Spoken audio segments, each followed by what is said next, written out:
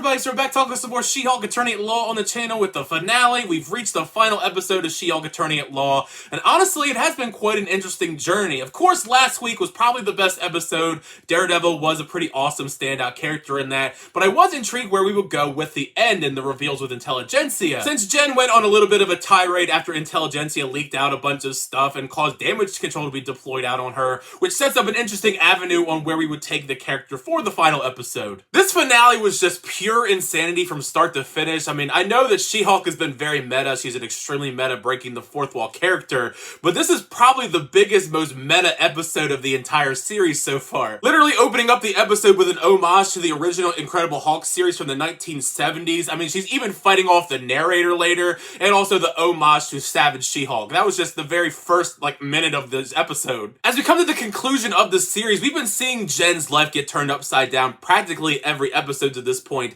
but I really felt bad for her the most in this one because her entire life has just been shut down due to her hulking out and having that moment. We see her stuck in the cell that Blonsky was once in. They even put an inhibitor on her so she can't even be She-Hulk anymore. Not that it actually inhibits her from turning into She-Hulk as the episode progresses, but it was also the fact that she lost her home, her apartment. She now has to move back in with her parents. Even if we frustratingly know who the leader of Intelligentsia is and who Hulk King is, for the weeks and weeks I've been saying it's Todd, we still have to wrap it up and figure out the conspiracy of who is behind Intelligentsia. Nikki even goes undercover and posts a video of Jen on the website so she gets an invite to an Intelligentsia party and sends Pug in there. We haven't gotten a lot of Pug in the most recent episodes, so it's great to see him finally get something to do. To the shock of nobody, Todd reveals to him that he is behind Intelligentsia. He's Hulk King. He's the one that stole Jen's blood. All of this stuff. We've been saying for weeks now how obvious it is, this truth, but we still have to get the big reveal and have the big fights and all of that stuff. But the big part about this that was shocking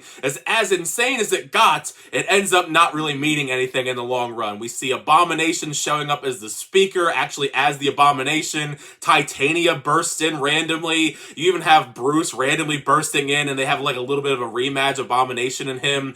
And the fact that Todd actually uses the Hulk blood and turns into this weird looking Hulk. Which leads into possibly the most funny meta moment of the entire series, where Jen has had enough of this ridiculous finale that's happening around her, and she literally bursts out of Disney Plus and goes to Disney Studios and yells at the people writing the show and Marvel Studios and demands to speak to Kevin, who we assume is Kevin Feige, of course, because that's just who we know as the leader of Marvel Studios, but it ends up being a robot. I'm certain there are going to be plenty of people that aren't a big fan of this segment because Jen is going after the Marvel formula and how she's too expensive to use VFX on, so she changes back to Jen really fast, and how she doesn't want this big bombastic Marvel Studios ending that every other show has had. She wants to just have a typical regular old Jen ending to her series, and she ends up getting it. We change everything back. Everything we just watched transpire did not happen, although we do get an appearance of Daredevil. I thought we were just gonna have Charlie Cox in the last episode, but he gets to come back, so that was a nice surprise here among all the other things that she demands that he come back.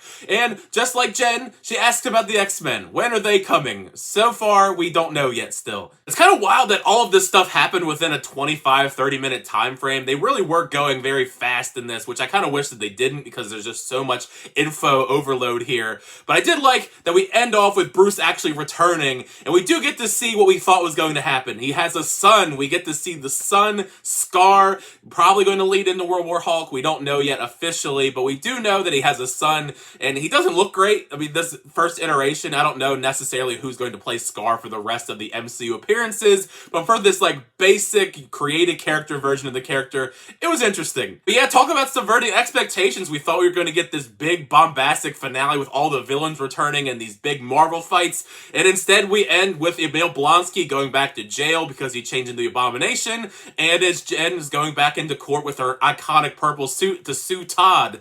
Not what I was expecting going into the finale. I mean, it was kind of obvious Intelligentsia was the big bad, if you will, of the series, but I figured there'd be a little bit more, but Nevertheless, it was an overall pretty wild ending. I was not expecting it to get as meta as it is, even if Jennifer Walters is such a fourth wall breaking meta character. I will be intrigued to just see where Jennifer Walters pops up next, whether it be in a season 2 of her show. She was talking to Kevin about potentially getting into a movie at some point. I think it would be great to have her integrated with some of the other big Marvel characters in a movie in some shape or form, especially because the leader is on the way in the Captain America New World Order. It seems like we're going to have him return finally after over a decade and a half away after the Incredible Hulk, but we'll see. Plus, you got World War Hulk on the horizon potentially as well with Scar.